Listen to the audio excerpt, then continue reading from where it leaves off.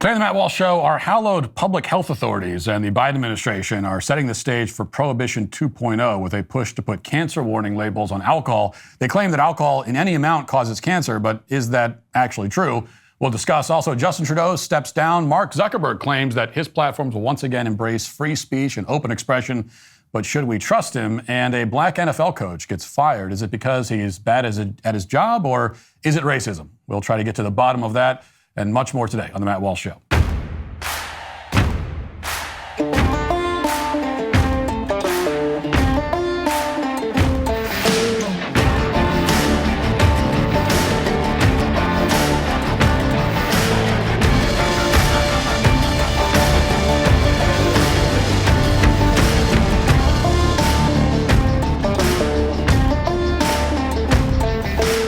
You know what keeps me up at night? The state of our country. But at least I'm not tossing and turning because of my mattress anymore. That's right, folks. I'm talking about Helix Sleep. What makes Helix different is that they don't just sell you a random mattress. They actually customize and match you with the perfect one for your body and sleep style. Whether you're a side sleeper, back sleeper, or somewhere in between, they've got you covered. Helix has a sleep quiz that they'll match you with. That'll match you with your perfect mattress in under 2 minutes so you can get better sleep and a better start to each day. And trust me, when you find the right match, you'll wonder how you ever slept on anything else. Right now is actually the perfect time to upgrade your sleep because Helix is offering an incredible deal. Go to helixsleep.com/Walsh to get 25% off site-wide plus 2 free dream pillows with any mattress purchase. That's helixsleep.com/Walsh for 25% off site-wide plus 2 free dream pillows with any mattress purchase. helixsleep.com/Walsh.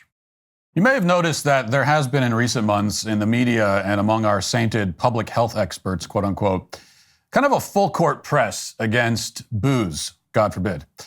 We constantly hear now about how incredibly dangerous alcohol is in any amount. Now, of course, we've always known that alcohol consumed immoderately, consumed in too great a volume or too quickly can be very dangerous. That's not new. But the idea that alcohol is significantly dangerous in any amount, no matter how much you drink or how you drink it, is rather new. It's the latest narrative from our self-appointed public health authorities, and it's the opposite of the narrative that they were spreading up until like 5 seconds ago.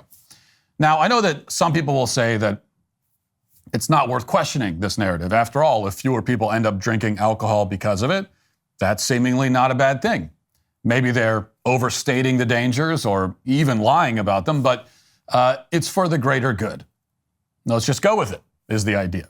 But I happen to think that it's always worth questioning the official narrative. Also, I think that false narratives from health experts for the sake of the greater good always lead to bad things. And I would like to think we all understand that by now. So let's just take an honest look at this issue. Just a few days ago, the Surgeon General issued an advisory that blames alcohol in all its forms for causing cancer. Watch. Here's another reason to try a dry January. Surgeon General Dr. Vivek Murthy released a report claiming that alcohol consumption is the third leading preventable cause of cancer in the United States. He says it's responsible for 100,000 cases of cancer and about 20,000 deaths every year. Alcohol is really good at breaking down protein, and our whole body's made out of protein. And over time, it causes damage to cells, inflammation. It really, not just cancer, it causes more than 200 different diseases in the body, directly or indirectly. Whether you prefer beer, wine, or spirits, the report says the increased risk of cancer is the same. Now, the upshot of this advisory is that the Surgeon General wants new prominent warning labels on alcohol products, just like we see on tobacco products. So that's a significant, that would be a very significant move. And quite a severe one. He also wants to, quote, incorporate proven alcohol reduction strategies into population-level cancer prevention initiatives and plans. In other words, the Biden administration wants to set the stage for more regulations, bans, and maybe even prohibition at some point in the future. As the Surgeon General puts it in his advisory, quote, alcohol consumption is the third leading preventable cause of cancer in the United States after tobacco and obesity. And he goes on to say that, quote, for certain cancers like breast, mouth, and throat cancers, evidence shows that this risk may start to increase around 1 or fewer drinks per day. Yes, drinking less than 1 alcoholic drink per day is now dangerous, apparently. A sip of wine may be fatal, we're told, down the line anyway. If you're keeping track, this is the opposite of what we were told for decades. Just a couple of years ago, as recently as a couple of years ago, for example, we were informed that drinking wine in moderation is actually a great way to live longer. Watch. Pop those corks because today is National Wine Day, and if you are a big fan of red wine, you are in luck. It has some surprisingly good health benefits. Take a look. Here are 5 health benefits of drinking red wine. One important note, excessive drinking will not give you these benefits and obviously isn't safe. Doctors define moderate drinking as having a glass of wine a day. Number 1, it's good for your heart. According to the Mayo Clinic, certain antioxidants in red wine can help protect the lining of blood vessels in your heart. Number 2, it could help you live longer. A study from the National Center for Biotechnology and Information has linked moderate wine drinking to a longer life.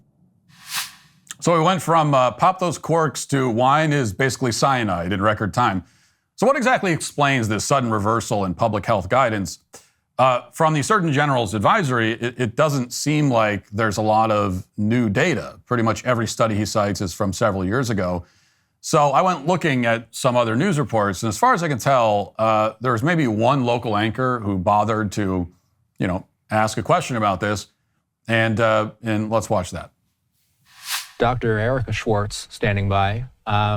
Doctor, how much of this is new information? I don't think anybody thought alcohol was good for you. So what's new about what we learned this week?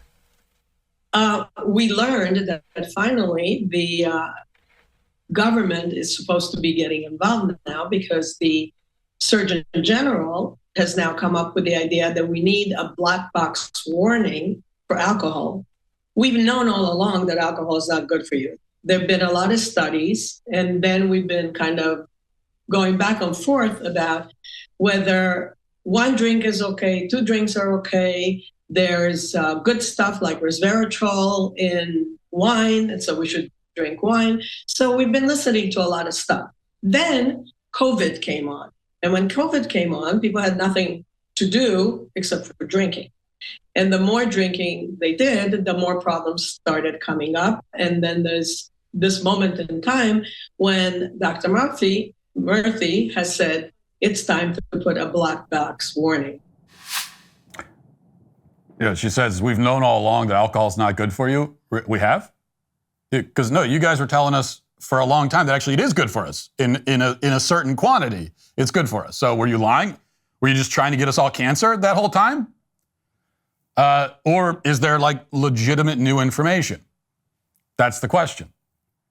Well, apparently there isn't. Apparently during the lockdowns, she tells us people drank a lot and bad things happened to them. And therefore, in just the span of a couple of years, we can apparently now conclude that drinking extremely small amounts of alcohol can increase your risk of throat cancer. People drinking large amounts of alcohol while they were locked in their homes, alone and depressed, also tells us that it's bad to drink small amounts of alcohol socially. That's the logic, but the logic, of course, doesn't make any sense. So I pulled up the studies from 2019 and earlier that the Surgeon General cites in his advisory. And what I found is that the COVID lockdowns, of course, have nothing to do with this because they happened a year after these studies were even conducted. And when I read the fine print in these studies, I realized very quickly that they don't actually support what the Surgeon General is claiming. Most of them are meta studies that collect a bunch of other studies that supposedly link moderate alcohol consumption to cancer. But when you pull up those studies, here's what you find. There's one paper from 2018 entitled Colorectal Cancer and Alcohol Consumption. It's from the peer-reviewed journal Cancers. It doesn't say anything about less than 1 drink causing cancer or anything like that. Instead, the researchers state that when it's broken down in the body, alcohol does release a substance that could potentially damage DNA. But then they include this very important disclaimer, quote, alcoholics themselves are predisposed to a poor diet, low in folate and fiber, and circadian disruption, which could further augment alcohol-induced colon carcinogenesis. In other words, it's difficult to isolate specific effects of alcohol and cancer development because people who drink a lot of alcohol tend to have many other health-related issues, and it's basically impossible to fully control for all of those variables. Several other studies that have looked into the link between alcohol and cancer have said basically the same thing. Here's another one from the peer-reviewed journal Alcohol Research and Health, quote, alcohol intake may appear to be positively associated with lung cancer, but the actual association may be confounded by cigarette smoking, which is related with both alcohol intake, because people who smoke also tend to drink, and the risk of lung cancer. Again, they're admitting that there are confounding factors that they aren't able to fully control for. Someone who drinks a lot is more likely to smoke a lot of cigarettes, so it's difficult to say that, if they develop cancer, that the alcohol is responsible. That's especially true since all this information is self-reported and people often aren't honest about how much they're drinking or smoking. This is all a pretty big problem for the Surgeon General's claim that drinking even small amounts of alcohol can cause cancer, or that alcohol is directly causing tens of thousands of cancer deaths, or that the situation is so bad we got to slap these enormous warning labels on the bottles. He simply doesn't have the evidence to support what he's saying.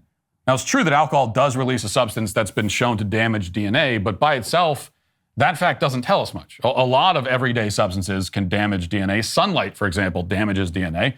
Doesn't mean we should never go outside, obviously. There was also a study from the American Journal of Clinical Nutrition in 2013 that demonstrated that pretty much everything we eat can in some way increase our cancer risk. Quoting from the study, we selected 50 common ingredients from random recipes in a cookbook.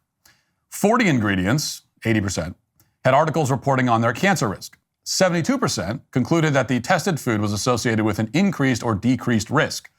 Associations with cancer risk or benefits have been claimed for most food ingredients. So just to reiterate, nearly everything you eat supposedly impacts your cancer risk, and a lot of it supposedly makes your cancer risk higher. Now, the Surgeon General knows all this, but he's decided to push a political agenda instead of actual science. And it's not the first time he's done that. There was a recent deep dive in the Wall Street Journal op-ed, into the Surgeon General's, whose name is Vivek Murthy. He's a pro-censorship activist who says that gun violence is a public health issue that needs to be regulated like a virus. And his timing with this alcohol advisory couldn't be worse. Just a few weeks ago, in December, this past December, there was a report by the National Academies of Science, Engineering, and Medicine, and it found that moderate drinkers actually have a lower risk of premature death from a number of ailments than non-drinkers, which is, again, is in line with what they've been saying for years. So this whole episode is yet more evidence that health and dietary guidelines from our trusted health authorities are constantly changing, backtracking. They're constantly contradicting themselves, because the truth is that nobody has the elixir for immortality. Okay? Nobody knows or will ever know the precise recipe to avoid disease and live a long life. There is no such recipe. Everybody's going to die. And almost everyone, if they live long enough, is going to get cancer. Almost anything can therefore be linked to cancer. Public health experts are able to use this kind of uncertainty and anxiety to herd the public in one direction and then in another, and then back in the other direction again, and then back again. The other thing to keep in mind is the actual level of risk we're talking about here. Public health experts have been able to manipulate mass amounts of people in all kinds of ways by exploiting the fact that most people don't understand or conceptualize relative risk. So they just hear the word risk and they get scared. They hear the term cancer risk and they think, well, that's something I need to avoid at all costs. Not differentiating in their head between like a 0.01% risk and a 99% risk. All that to say, even if moderate alcohol consumption does increase your cancer risk, and that's still a big if, the percentage increase is very likely to be very, very small. A few years ago, a professor of pediatrics wrote an article for the New York Times reacting to an announcement from the American Society of Clinical Oncology claiming that moderate alcohol consumption increases your risk of cancer. And so he was responding to that, and he tried to put that increase into perspective. Reading now, he says, quote, "Let's stipulate that there may be a correlation between light or moderate drinking and some cancers. We still don't know if that relationship is causal, but let's accept that there's at least an association. For breast cancer, which is the cancer that seems to be garnering the most headlines, light drinking was associated with a relative risk of 1.04 in the announcement. A 40-year-old woman has an absolute risk of 1.45% of developing breast cancer in the next 10 years. This announcement would argue that if she's a light drinker, that risk would become 1.51%. This is an absolute risk increase of 0.06%. Using what's known as the number needed to harm, this could be interpreted such that if 1,667 40-year-old women became light drinkers, one additional person might develop breast cancer. The other 1,666 would see no difference. Now, You might say that 1 out of 1,666, or rather 667, is still a risk, and you might say it's not worth taking. That's fine. It's your prerogative. Although I will say you have to be willing to take that level of risk in order to live a functional human existence, period. I mean, you could cut out alcohol. You don't need that to be functional, obviously, but nearly everything else you eat, drink, or do carries some kind of risk, and in many cases, the risk is greater than 1 out of 1,667. But that's fine. I'm not trying to convince anyone to drink alcohol or to continue drinking if they want to stop. But I'm still sick of public health experts, so-called, getting everyone panicked on flimsy or fraudulent grounds. We should always question when they do that, and we should always wonder about their real motivations, especially when their guidance constantly changes and contradicts. And of course, they never show any humility about this. They always have supreme confidence in the recommendations, no matter how often the recommendations turn out to be terrible, no matter how often the recommendations directly refute the recommendations these same people were making 15 seconds earlier. So what they should say about alcohol is something like this. Booze definitely isn't good for you if you drink it immoderately, but if you can control yourself, you're probably fine. Then again, you might not be. It might help you ward off heart disease, or if you're the rare unlucky person, it might be one factor among dozens that triggers some form of cancer. We don't know exactly how it will work out for you, and we never will. Just make your choice and accept the consequences either way. Nearly everyone currently living on Earth will be dead in the next 6 or 7 decades anyway, no matter how much booze they drank or how many booster shots they got. So just go ahead and print that warning label and put it on every food and beverage product on Earth and just be done with it. But the larger issue here is our government's priorities. You know, they relentlessly demonize now alcohol, just like they have with tobacco for decades. You know, tobacco was almost the sole focus of public health people for decades, was how terrible cigarettes and tobacco, it's the worst thing in the world. Meanwhile, Americans are getting hooked on marijuana in numbers never before seen on the planet. I mean, a recent study showed that for the first time ever, daily use of marijuana has surpassed daily use of alcohol. This is a major, major, major swing. The kind of thing that you would think people like the Surgeon General would be focused on. Like, why is this happening? And is it good? There are always trade-offs, and this is the trade-off with the reduction in alcohol consumption. We often see these celebratory headlines about how younger Americans in particular are drinking far less booze, but the headlines are rarely interested in why that's happening, and even less interested in the question of whether the trade-off is an improvement. As it happens, young people are drinking less because they're getting stoned a whole lot more. And guess what? There are plenty of studies claiming a potential link between cancer and marijuana too. So why are we seeing this war against alcohol and not weed? And at the same time, fentanyl and other lethal drugs pour across the border with little being done to stop it. It would seem that the powers that be prefer to have us high and stoned. That's also why the tax on cannabis in New York is many times lower than the tax on tobacco products. That should really tell you something. Now, I don't think any of this stuff is healthy, strictly speaking. But I do know that booze and tobacco were heavily consumed by many of the most advanced and successful civilizations on Earth, including our own until recently. That doesn't mean you need tobacco and booze for society to flourish, but history clearly shows that those two substances don't prevent society from flourishing. On the other hand, I'm not aware of any society of stoners or hard drug addicts that built anything but mud huts and teepees. So if this advisory from Joe Biden's Surgeon General tells us anything, it's that the field of public health hasn't changed at all since COVID. And that we can't trust. That's the other thing. I mean, maybe it turns out that drinking a small amount of alcohol increases your cancer risk by 80%. Well, guess what? If that was the case and they told us that, we still wouldn't be able to trust them. We can't trust anything these people say anymore. Because we know they're still interested in weakening and ultimately remaking this country so that we're all subservient to their edicts. They still believe that they can terrify Americans into just doing whatever they decide they want us to do, or not doing whatever they've decided they don't want us to do. And they could do that by raising, the mere prospect of a risk of death, even though death is unavoidable for all of us.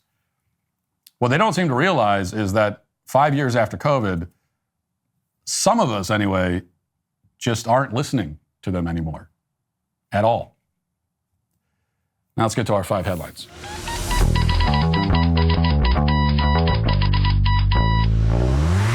You voted big government out and efficient government in. Well, now it's time to trim the fat from big wireless. If you're still on Verizon, AT&T, or T-Mobile, why?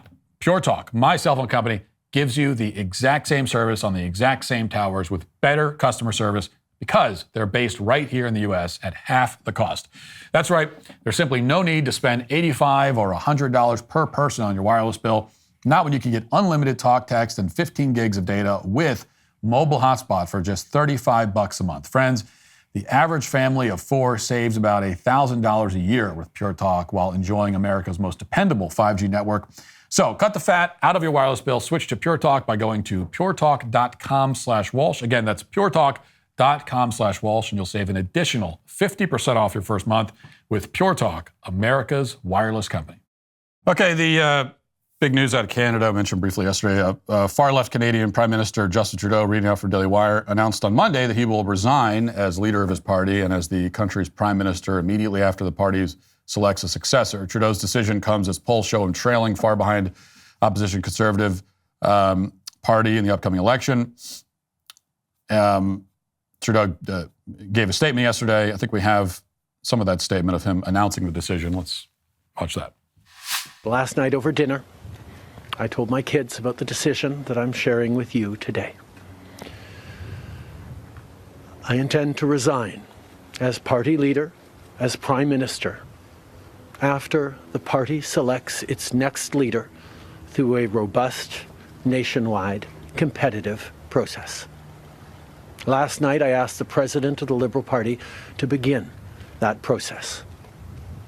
This country deserves a real choice in the next election, and it has become clear to me that if I'm having to fight internal battles, I cannot be the best option in that election.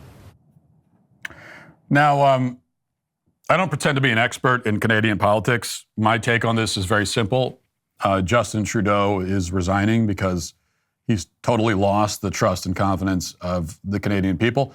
And he lost their trust and confidence because he's made their lives worse in every way, by every metric. You know, he's a far-left radical, a true believer, I think, who imposed leftism on the citizenry in a very authoritarian way. And that will always result in a steep decline in the quality of life. It will always have a negative effect on the well-being of normal citizens. You know, it's always just a question of how long people will put up with it. Are you going to prioritize the well-being of yourself and your family or not? And any move towards the prioritization of the well-being of individuals and families is always, in effect, a move towards conservatism and a move away from leftism. I mean, think about it. Being tough on crime is coded as a right-wing viewpoint now. Protecting the border is right-wing. Preserving and protecting the family, right-wing. Cutting taxes and regulations, making sure that people can keep more of their own money, put more food on their table, all of that considered right-wing. If you value marriage, if you want people to have kids, if you want your civilization to survive and thrive and prosper and grow, right-wing, right-wing, right-wing. All of that's right-wing now. And that is, it doesn't have to be. I mean, these don't have to be political positions. Most of them should just be innate. Again, this is just about valuing the well-being of your family, which is something that should just come naturally to people. You shouldn't need to read any conservative literature, to arrive at that conclusion. But it's right-wing now in relation to the left-wing. It's because leftism stands in direct opposition to all of that. It stands in direct opposition to literally everything that makes your life better, makes life worth living, makes life more fulfilling and happier and more purposeful. And that's what Justin Trudeau is running into. And that's why he's getting run out of town. Here's a really big story I want to move to. The Guardian reports Meta will get rid of fact checkers, dramatically reduce the amount of censorship, and recommend more political content on its platforms, including Facebook, Instagram, and Threads, according to founder Mark Zuckerberg, who announced it just this morning. In a video message, Zuckerberg vowed to prioritize free speech after the return of Donald Trump to the White House and said that starting in the U.S., he would get rid of fact checkers and replace them with community notes similar to X. Zuckerberg said that fact checkers have just been too politically biased and have destroyed more trust than they've created. The tech firm's content moderation team will be moved from California to Texas. And he also said that he's going to be working with the Trump administration, on free speech issues and so on. So the big headline here, or what most people apparently see as the big headline, is that Facebook is supposedly getting rid of its hyper-partisan, phony fact-checking regime and replacing it with the kind of community note system that they have, on X. And that is a big headline. I don't have to tell you that fact-checking has been used for years as a tool to enforce ideological conformity. The fact-checkers on Facebook and everywhere else were never worried about facts. Actually, since they're all leftists, they don't even believe in facts. Philosophically, they just reject the idea of anything even being a fact. They're relativists, and relativists can never really be fact-checkers because they don't think that there is any objective truth that you can measure anything against. So what they're worried about is a narrative. They want the world to be presented and seen a certain way, and anything that gives a different view or approaches from a different angle is, suppressed by the fact checkers. And this has been the system on Facebook for years, making it basically impossible to have any kind of open dialogue or, honest conversation about anything on that platform. And it wasn't always this way. Facebook, I would not have a career probably without Facebook, because I came up as an independent blogger on, in the first half of the 2010s. And I didn't work for anyone. I wasn't getting paid by anyone.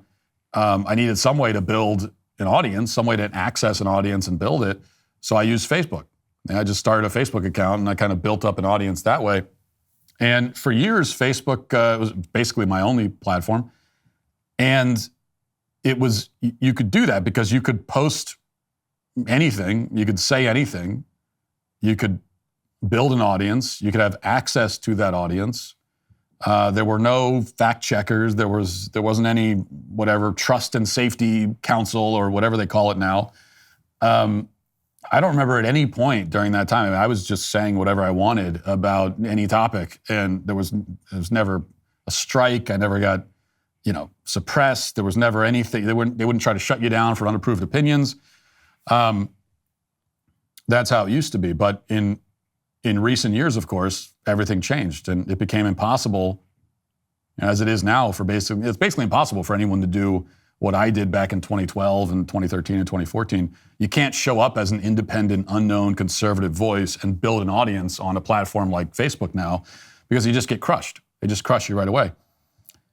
But now, supposedly, Facebook is maybe moving back towards what it was before. Or at least that seems to be the pledge that they're making. And what it was before was essentially a free and open platform where you could express your views and connect with whatever audience of people you're able to build. I think, though, the more significant part of Zuckerberg's announcement this morning, the stuff about the fact checkers is pretty big, but I think this part jumped out to me even more. Listen to this. We're going to simplify our content policies and get rid of a bunch of restrictions on topics like immigration and gender that are just out of touch with mainstream discourse. What started as a movement to be more inclusive has increasingly been used to shut down opinions and shut out people with different ideas, and it's gone too far. So I want to make sure that people can share their beliefs and experiences on our platforms. Now, the proof is in the pudding with this sort of thing. Let's see Facebook actually put the community note system in place. More importantly, let's see them actually allow the kind of free and open expression that you find on X, that you used to find on Facebook 10 years ago. Let's see them really do it. I certainly don't trust, any big tech platform. I need to see it for myself. But even this statement alone, and singling out gender and immigration as topics where people can have different points of view and should be that alone is still a pretty monumental sea change. It's not enough. We need to see it actually implemented, but I do think we're seeing a real shift here. Now, is it the result of some kind of conversion experience or change of heart on the part of Zuckerberg? No. I mean, he doesn't even claim that. That's the thing. If you listen to the whole statement, it's 5 minutes long. There's not really any. He doesn't claim that he's changed his mind. In fact, he pretends that he's always been a champion of free speech, and that all the kind of suppression and censorship that's happened over the last 5 to 8 years has essentially been an accident. Like they put these systems into place because they're trying to root out bad stuff, and then all this other stuff got kind of caught in the net, and they didn't really mean it that way. So there's not a lot of accountability here. I think this is clearly politics and marketing. X with Elon Musk is growing. It's getting all the press.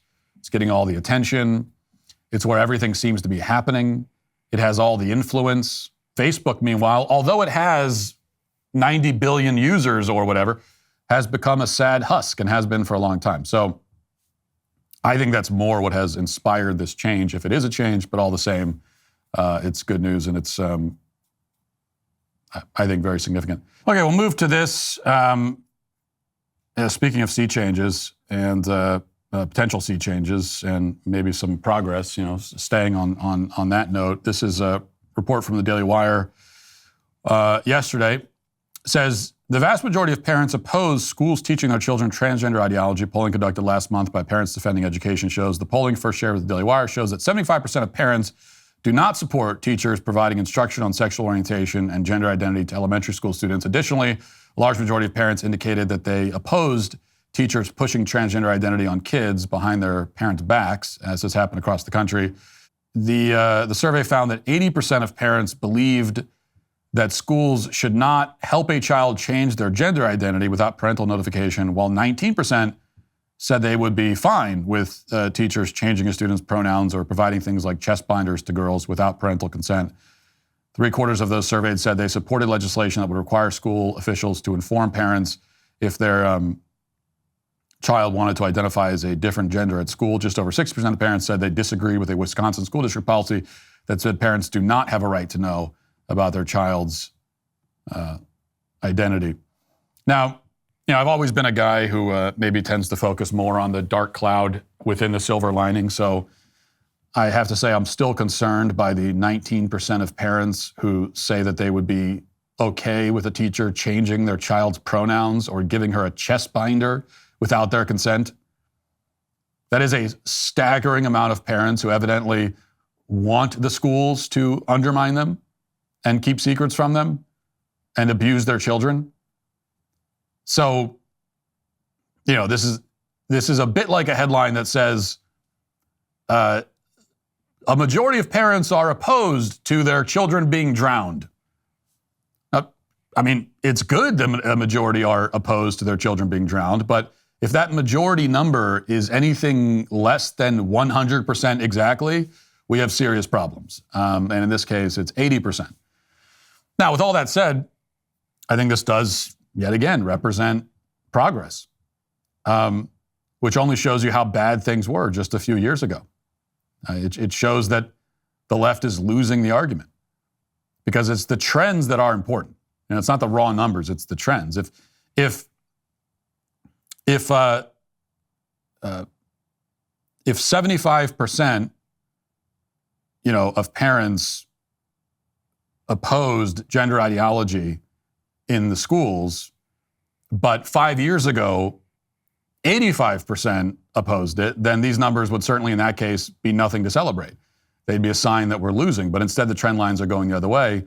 The left is losing ground on this issue. They're losing badly and quite rapidly.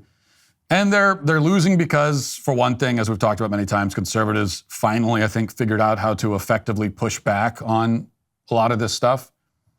But they're also losing because of tactical errors on their part. They got impatient. They tried to just go too far, too fast. I mean, if you think about it, let's just take this one issue of sexual indoctrination of children in schools. Well, they've been doing this in schools for decades. They've been doing it successfully with very little pushback for decades. So-called comprehensive sex education is how the left indoctrinates kids into this stuff. The entire program of the concept of comprehensive sex education, which has been around since, the 50s and 60s. But that very concept, that's why it exists, is to, indoctrinate kids into left-wing sexual ideology. So they've been doing it for a long time, decades and decades. And gradually the programs got more perverse, became more extreme.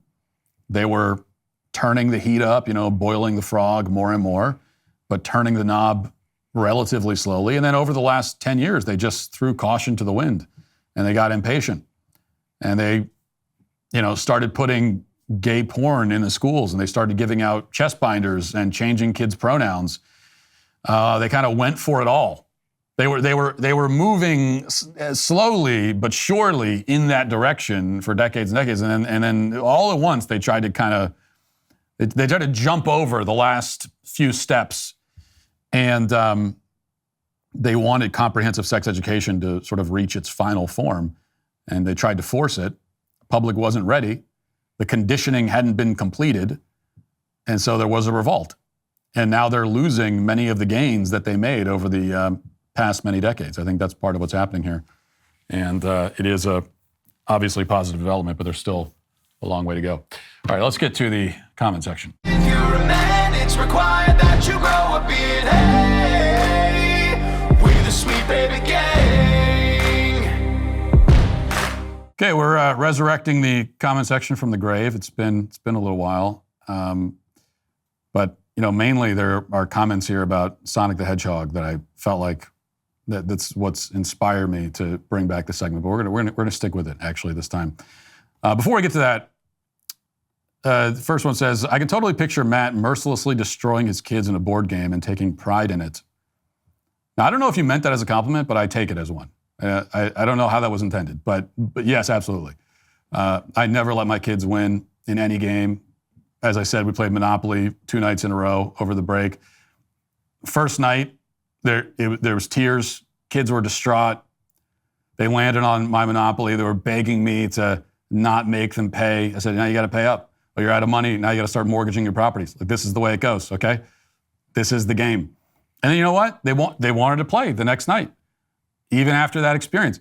And you know what else? There were no tears the second night. So they all lost still. I still won, but there were no tears. There was no begging. So they learn. And this is the value of playing games with your kids and also not letting them win. The other great thing is that if you play games with your kids and you don't let them win, it becomes a point of pride for you when they actually beat you fair and square. Like my son a few weeks ago beat me, and I played him we play horse all the time. And he's never won. And he finally beat me, like fair and square for the first time ever a few weeks ago. And I was super proud of him. I was also mad at myself. I asked for a rematch because I can't end on that note. And I did win the second match, but still, he earned it. And that's I'm a big believer in that. Play games with your kids, make them earn the victory, and I think there's a lot of value to that. I'm working on a project now from a loop to an airport entrance. We have to include bike lanes. Who rides their bikes to an airport to catch a flight? Answer, no one, but we have to spend money to do it in a woke city. That's amazing. Bike lanes to the airport. I mean, that's how you know the bike lane thing is totally out of control. Why not put one on the runway too while we're at it? Let's put bike lanes on the runway. The airplane, you might think that runways and airports are just for airplanes, just like you might think that a road in a city is just for cars. But no, let's make runways accessible for cyclists too. I could actually get behind that. I consider myself to be a very kind and charitable person, but I would never let a stranger into my house for any reason. I understand his situation, but no way you're coming into my house. Maybe he should have stopped at a gas station or grocery store on the way to the delivery, especially with kids in the house. You absolutely did the smart thing. Another comment disagrees, says, Matt, him telling you that he had to go number 2 just adds to the urgency to the situation. The lady not letting him in, I understand, but you not letting him in, I'm ashamed of you. Imagine yourself in that situation. Would you ask her at her door, or would you just go on yourself? Of course, they're talking about the video of the DoorDash delivery driver who was trying to use a stranger's bathroom and claiming he had to, being very explicit about what he had to do because he was having an emergency. No, I would not ask a stranger to let me into their house to use their bathroom. I would not do that. I simply would not ever do that. I especially wouldn't frantically scream that I have diarrhea like that DoorDash driver was. Like, there's never an excuse for that. But no, I just don't think, I would never ask that. Like, you have to have some dignity in life. And what does that mean? I don't know. But it just,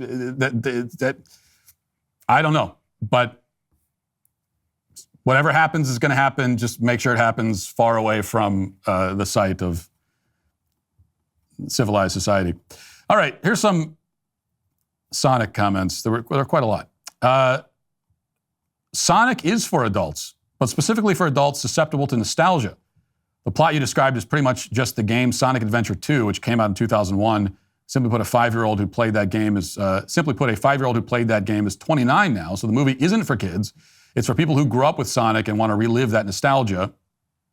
And hey, it's a free market. If people want to see that game's plot made into a movie and they're willing to pay for it, I say be my guest. Another comment says, Sonic 3 is amazing. He doesn't understand the source material. The story is a retelling of Sonic Adventure 2. The creators have the most respect for their audience. There's so much fan service. Keanu killed it as Shadow. I have no idea what he's talking about. Another one, the whole Sonic argument is disgusting to listen to. But the point of it being corporate slop with no creativity in particular couldn't be more incorrect. Sonic 3 exists solely because the creatives behind it care about the fans. If they didn't care about the fans, there would have been one movie and it would have been forgotten.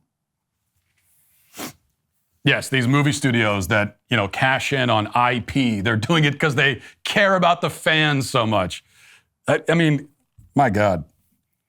I almost don't, if you're that naive, if that's the world you live in, I almost don't, it seems cruel of me to ruin that for you. I mean, you live in a world of rainbows and sunshine and puppy dogs, and but look, that's not the world. That's not the world you live in. So I can tell you right now, the movie studio behind Sonic, the Sonic trilogy, the reason they're making it's not solely it is solely to cash in on an IP, and mainly they do that, by the way, not from the movie, but by selling the merchandise associated with the movie. And so the movie is actually mainly just a commercial for all the merchandise. That's why it exists. I'm sorry to break it to you. These are grown adults. Again, I don't think these are kids leaving these guys. These are grown adults claiming that Sonic films are for adults, that they're amazing. And my favorite of all, that in order to appreciate them, you have to understand the source material. And the source material are Sonic video games. Understand the source material. That's the kind of thing you might say about a film that's based on like the Old Testament or Shakespeare. It's what you might say about a film adaptation of a Tolstoy novel. Okay? Understand the source material, but you're saying it about Sonic the Hedgehog. My God. And on top of that, I'm being told that the Sonic film, it's creative, it's really great, but then also it's just a shot-for-shot remake of a video game from 25 years ago. Which is it? Is it a creative masterpiece or a shot-for-shot remake of something that already existed 25? I don't know. It can't really be both, can it? And look, this is the last thing I'll say about this. And I know, look, there are a lot of adults in this country who are just clinging onto their childhood interests and refuse to allow their interests and tastes to mature and develop at all. And for those adults, they're not open to hearing any opposing viewpoint from someone like myself. They get very, very upset about it. And I get that. But look, the way this, if you grew up as a kid and you liked the Sonic video games, that's fine. I like Sonic. I got news for you. I liked the Sonic video games when I was a kid. I didn't play them a lot, but I enjoyed them. Well, I mean, what kid wouldn't? And so if you liked them as a kid, and then there's some new Sonic product coming out 30 years later, to say that, oh no, it's not for kids, it's for me because I liked it when I was a kid. Do you see how backwards that is? That's not how it's supposed to work. It's supposed to be that you pass on maybe the things that you loved as a child, that you can pass them on to your own kids. But those things are now, they're not for you. They're for your kids. They're for this new generation of kids. If they're for anyone. Now, I think that these soulless corporate, algorithmic remakes and stuff are not really for anyone. They're really just about making money. But if they're for anyone, if they are for anyone, they are or should be for this generation of kids. And the problem is that you have adults in my generation who enjoyed things as kids and are clinging on to them and won't let go of them and claim ownership of them even now, so that the new Sonic film has to service them. It has to serve what they want. It should be about entertaining them and not about kids. And it's just not. I mean, would you go to Chuck E. Cheese and with a bunch of adults and jump in the ball pit and say, this is for me, I loved this when I was a kid? Or do you realize that, no, yeah, it was for you when you were a kid, and now it's for the kids who are kids now? And I realize I say that, and there are probably plenty of adults who will tell me, oh, I go to Chuck E. Cheese all the time, just myself. It's not weird. All right. It is weird. It is a little weird. Kick off 2025 with 25% off a new DailyWire Plus annual membership. This year will be one for the history books. In less than 2 weeks, Donald Trump will be inaugurated, and the Daily Wire will be there with live, uncensored coverage of every monumental moment. But while we celebrate what's ahead, the fight isn't over. 2025 reminded us of that in its very first hours, that the bad guys don't rest, and neither do we. So join us in the fight now and get 25% off your new Daily Wire Plus annual membership. Every dollar fuels our mission. Go to dailywire.com/subscribe and join today. Now let's get to our daily cancellation.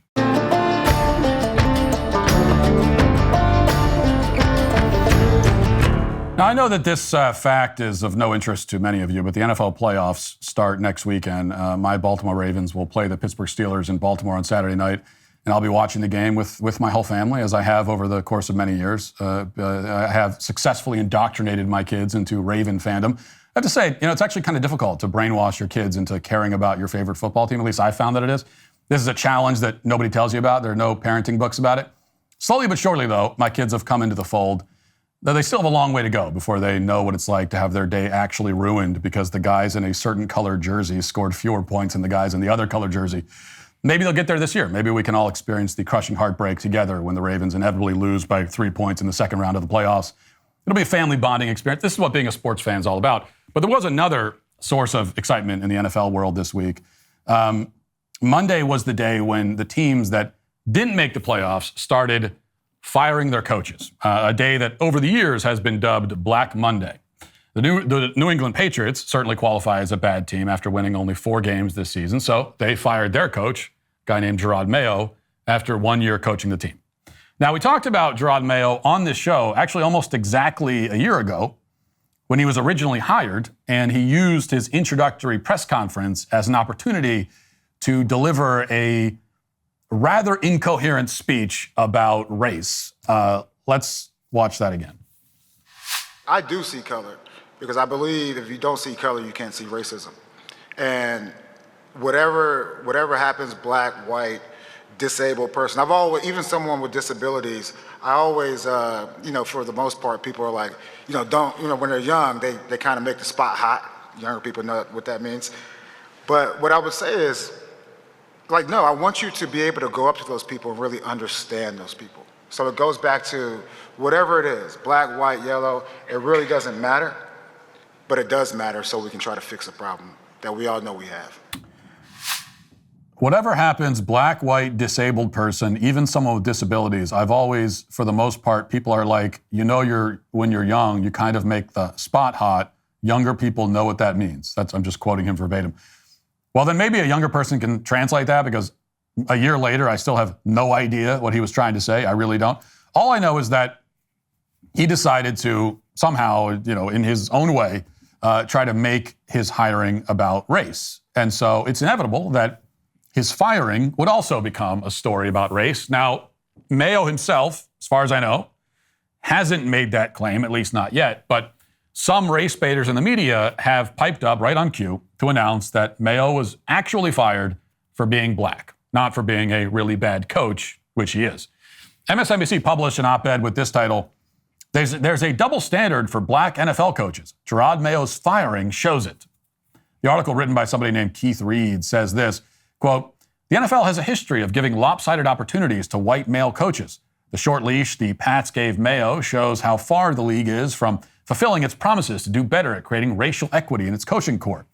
Mayo's termination is a reminder of how rarely black head coaches get fair shots at turning their teams around, assuming fairness is defined, at least in part, by getting more than a single season to make progress. Now, sure, if you define fairness as getting a second chance in an extremely high-paying job after utterly failing the first time around, but that's not how you should define fairness. Because when you're getting paid millions of dollars, you're expected to perform right away. You don't get a year-long runway to figure it out. And you probably won't get a second chance if you fail to figure it out. That's especially the case in football, which is a results-oriented business and always has been. All that anyone cares about is whether you perform. Players who don't perform get benched or cut. Doesn't matter if they're legends of the game. They can still get benched or cut. Coaches get fired. That's because football is still and will always be a ruthless meritocracy. That's why I love it. It's also why it's America's sport, in my mind. But that didn't stop the race baiters from doing what they do best. Stephen A. Smith on ESPN also joined this chorus. Listen. That's what this is about. This is about Mike Vrabel. That's who they wanted. No question about it. And he's a more seasoned, more experienced coach. I don't like this. They call it Black Friday Black Monday rather for a reason. This certainly typifies it. I don't know why it's not called White Monday. Doug Peterson got fired from Jacksonville. He deserved that firing. Gerard Mayo clearly was not given an opportunity, a lengthy enough opportunity, considering what Bill Belichick left him with from a talent perspective, considering the record, considering the way the team performed. He didn't help himself with some of the comments he made, calling the team soft and what have you, and having to retract statements, and we get all of that. But no matter what we can point to, at the end of the day, the folks in New England were turning against Gerard Mayo. We all know this. And I think it has something to do with the fact that Vrabel is available, and that's really what's going on here. They don't want to lose him, especially to a team like the New York Jets. They want to be in the running, and they can't do that with him as the head coach.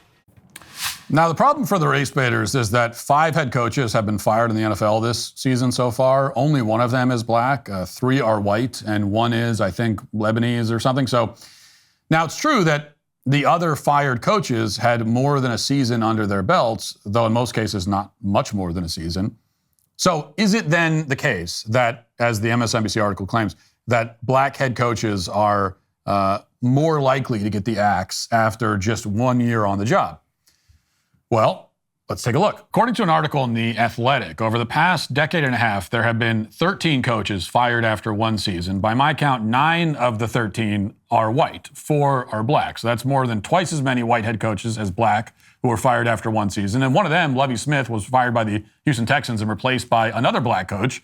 His replacement, D'Amico Ryans, went on to win his division and make the playoffs his first 2 years on the job. One of the other black head coaches on the list is Hugh Jackson, who was fired by the Raiders after 1 season in 2011. A few years later, he got another opportunity as a head coach of the Cleveland Browns, in this case. He coached, I think, 40 games for them and won 3 of them. He also tied once. So his overall head coaching record is 11-44-1. He is, statistically speaking, the worst NFL head coach since 1941. So since before the Super Bowl existed. So to review, while the media claims that black head coaches get a short leash and are fired more quickly than white head coaches, turns out that over the past 14 years, only 4 black head coaches have been fired after one season, while double that many white head coaches were fired after one season in the same time frame.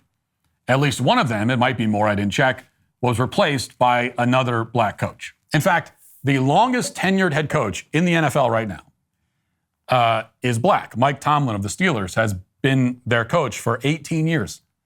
He also hasn't won a playoff game in almost a decade. He's 0-5 in the postseason since 2016, and he's about to be 0-6 after this weekend.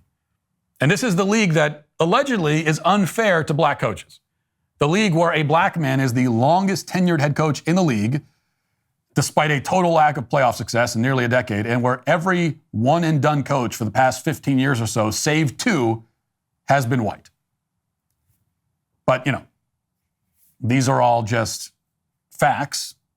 And as we know, the race hustlers don't let pesky things like facts get in the way of the narrative, which is why Stephen A. Smith and his fellow race hustling sports commentators are once again today canceled. That'll do it for the show today. Thanks for watching. Thanks for listening. Talk to you tomorrow. Have a great day. Godspeed.